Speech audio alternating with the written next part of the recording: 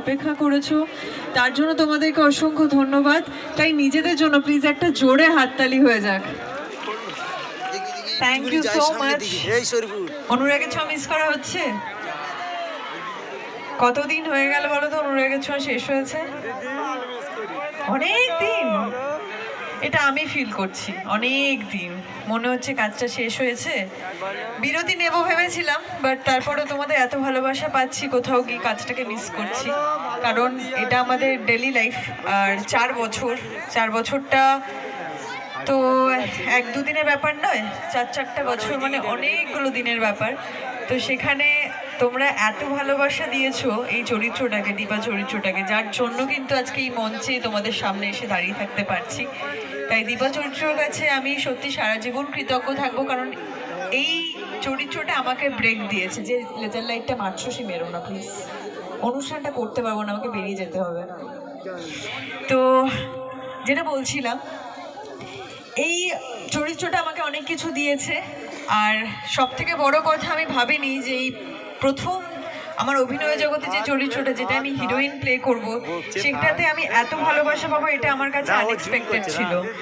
শুধু দীপা চরিত্র না, সূর্যদীপাকে তোমরা খুব ভালোবাসা দিয়েছো, সেখান থেকে সুদীপা নাম দিয়েছিলে তোমরা।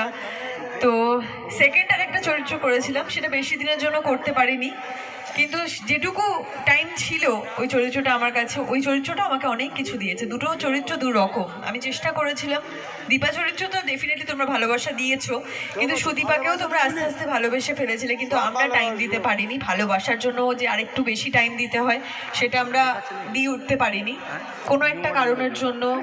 আমি জানি না এক্স্যাক্ট কারণটা কি, বাট যেটা শুরু হয় সেটা তো শেষ হয়। 4 বছর আমার কাছে অনেক অনেক কিছু পেয়েছি আমি 4 বছরে। তো আরও আগামী দিনে ভালো ভালো কাজ করব তোমাদের ভালোবাসা থাকলে। তো তোমাদের ভালোবাসা ছাড়া আলটিমেটলি আমি কিচ্ছু না। তো আগামী দিনে তোমাদের ভালোবাসাটা চাই, সাপোর্টটা চাই। ব্যাস এইভাবে এগিয়ে যাব, কারণ জার্নিটা সবে শুরু হয়েছে, সবে একটা ধারাবাহিক করেছি, এরপরে অনেক অনেক কাজ করা বাকি আছে। তো চলো অনুষ্ঠান শুরু করি। প্রথমে একটা বাংলা গান হবে অবশ্যই। তার আগে আমি একটু জানতে চাই, এই গানটা বেসিক্যালি আমি ডেডিকেট করব মেয়েদেরকে, মেয়েরা ছেলেদেরকে ডেডিকেট করবে, এটা প্রেমের গান। তো মেয়েরা কারা কারা প্রেম করে একটু হাত তোলো তো দেখি।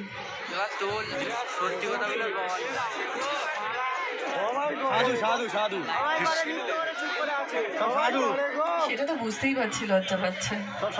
পাশে মা আছে, জেঠিমা আছে, তার জন্য লজ্জা পাচ্ছে। এখানে এতজন আছে। আর ছেলেরা কারা প্রেম করো? হাত তোলো দেখি।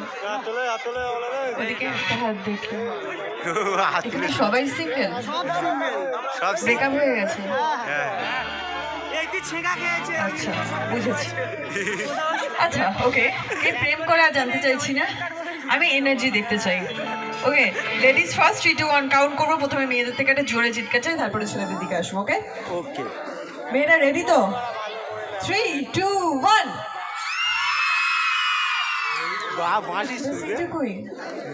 আমি তো মনে করছি যে আরো বেশি আওয়াজ আমি আশা করেছিলাম আসবে। আর একবার ট্রাই করি।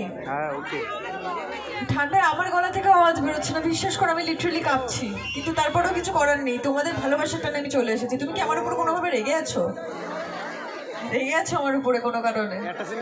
যদি কেউ রেগে থাকো, আমার সঙ্গে যদি আজকে ঝগড়াও করতে চাও, আমি ঝগড়া করতে রাজি আছি, বিকজ আজকে এসেছি তোমাদের সাথে কথা বলতে। শুধু হাত নাড়িয়ে দুটো কথা বললে গান গেয়ে চলে যাব না, সেটা করার পাবলিক আমি নই। আমি সবার সাথে কথা বলবো, প্রচুর আড্ডা দেবো, গল্প করবো, গান গাইবো, চেষ্টা করবো গান গাওয়ার। সবাই আমার গান শুনে ডান্স করবে, সেরকম গানও গাওয়ার চেষ্টা করব। তো আজকে পুরো মজা করে আমি এখান থেকে যাব, আদারওয়াইজ আমি যাচ্ছি না। ঠিক আছে? তো যার যা প্রশ্ন আছে সবাই মোটামুটি মনের মধ্যে এখন রেখে দাও। প্রশ্ন উত্তরের পালায় আসবো যখন, তখন সবাই প্রশ্ন করবে, কথা বলবো। ঠিক আছে? বুঝতে পারছি ঠান্ডা পড়েছে, আমারও ঠান্ডা লাগছে।